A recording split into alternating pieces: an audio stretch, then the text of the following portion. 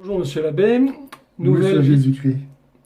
maintenant et à jamais, nouvelle vidéo suite au débat que vous avez eu avec Karim Al-Hanifi au sujet de la la soi-disant mission divine de Mahomet. Le débat a été un peu confus, vous avez donné des arguments très intéressants mais qui ont été mêlés dans le flot des répliques, des coupures de parole. Est-ce que vous voulez bien revenir sur les arguments que vous avez donnés qui permettent de comprendre que Mahomet n'a aucune mission divine? C'est simple. Le simple fait que les apparitions de Mahomet se soient produites sans aucun témoin, ce qui est un critère déjà relevé par Saint Jean Damascène et qui a été évoqué pour Moïse, lequel a été vu converser avec Dieu, ainsi que le rapporte le livre de l'Exode au chapitre 20 ou le livre du Deutéronome au chapitre 5. Donc, le fait que Mahomet donc n'ait pas eu de témoin laisse entendre que n'importe qui peut raconter n'importe quoi. Il n'y a pas de preuve divine que ces révélations aient vraiment été données par un ange comme il l'a prétendu. Encore une fois, chacun peut dire n'importe quoi. Deuxièmement, il n'y a pas de prophétie dans la Bible qui annonce que Mahomet doit venir. Alors je sais bien que les musulmans s'ingénient à trouver des prophéties, notamment en évoquant la venue du Paraclet. Mais le Paraclet, les chrétiens l'ont reçu 50 jours après la Pâque, n'est-ce pas, ou la mort de Jésus, après sa résurrection. Depuis donc 6 siècles avant la venue de Mahomet, les chrétiens ont vécu avec la conscience que le Paraclet annoncé était déjà venu. Donc pas de prophétie qui annonce la venue de Mahomet. Et pour cause, car si Jésus est Dieu, comme le croient les chrétiens, on ne peut pas attendre après Jésus quelqu'un d'autre. Jésus lui-même a annoncé qu'après lui viendraient des faux prophètes. Ensuite, Mahomet n'a fait aucune prophétie. La prophétie est un signe nécessairement qui désigne un prophète. Or, Mahomet n'a fait aucune prophétie, donc on ne peut pas le déclarer prophète. Ensuite, il n'a pas fait non plus de vie sainte. Il n'a pas eu de vie sainte. La vie qu'il a, elle ne se distingue pas de celle de n'importe quel malfrat. Il ne suffit pas de se prétendre envoyé par Dieu pour justifier ce que tout le monde condamne dans la vie de n'importe qui d'autre. Donc sa vie n'est pas sainte et son enseignement n'a rien de saint. Quand on lit l'Évangile et quand on lit le Coran, on ne peut pas ne pas voir la différence essentielle, énorme qui existe entre ces deux paroles.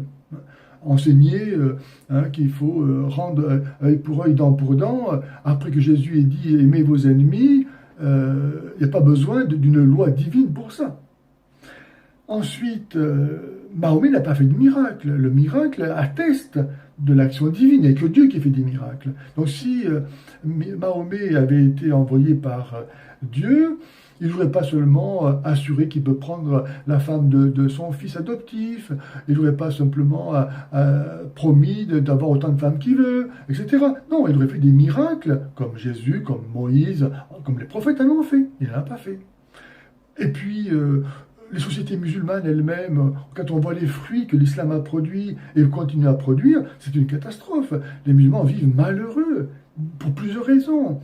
D'abord parce qu'ils ne savent pas s'ils seront sauvés, car tout dépend de la volonté d'Allah, à moins qu'ils se transforment en kamikazes pour aller tuer des innocents. Voilà, donc on voit bien quel est le Dieu qui commande l'islam. Car si Dieu commande de tuer des innocents, alors que va demander le diable, n'est-ce pas? Et les sociétés musulmanes elles-mêmes n'ont jamais rien produit au niveau artistique, économique, culturel, social, politique, aucune avancée. L'islam a stérilisé les sociétés qu'il a conquis. Il n'y a pas de prix Nobel, ou très peu, j'imagine, parmi les musulmans.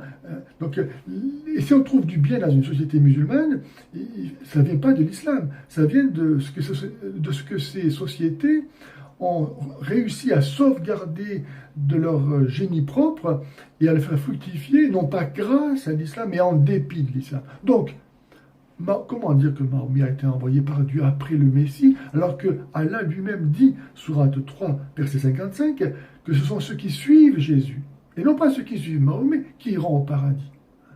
Oui, alors donc si on résume ces arguments très importants que vous donnez, il y en a 7 ou 8, c'est-à-dire le 8e, c'est celui que vous aviez évoqué au début de la vidéo avec Karim en disant « Le Christ est Dieu, il nous a prévenu qu'il y aurait des faux prophètes niant sa divinité, et toute personne qui se présente en niant l'incarnation de la deuxième personne de la Trinité... » Qu'il soit maudit, dit saint Paul, qu'il soit maudit. Voilà, donc ça c'est ce que je mets en 8e, mais qui est très important, qui permet de disqualifier toute personne se prétendant venir de Dieu. Absolument. Qui contredit ça. Absolument. Après, le premier, c'est de dire qu'il n'a pas de témoin.